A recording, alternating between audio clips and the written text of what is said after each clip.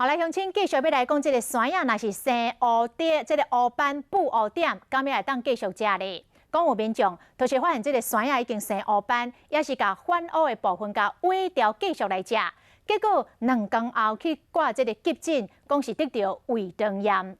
农委会甲动物科的医师拢讲，这个山药会生乌斑，主要是生一种病叫做炭疽病，但是这对人并无影响。 若是食咧会落瀉，恐惊是山药本身已经烂去害去咯。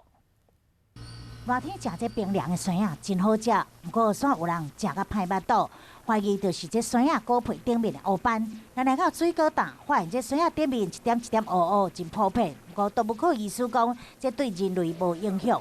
如果说表面有一些小黑斑的话，很多都属于炭疽病，这种霉菌传染的疾病会引起植物的病变，然后可是对人体是不会有伤害。山药若受到这病原真菌甲细菌的危害，伊就出现乌斑，一般称呼是乌斑病。但是若切除受害部位，也是会使食。惊民众误解，农委会嘛特别发声明澄清。不过为什么已经切除乌斑，也阁会落瀉咧？医师怀疑是山药本身已经烂去啊。 如果已经微生污染的芒果吃了后，就担心会有急性肠胃炎症状。那常见的急性肠胃症状包括什么恶心啊、呕吐啊、肚子痛，甚至腹泻、发烧都会啦。其实对个气味就会当分辨山药的好歹，当出现着酸臭味，烂过头啊，就唔通搁再食。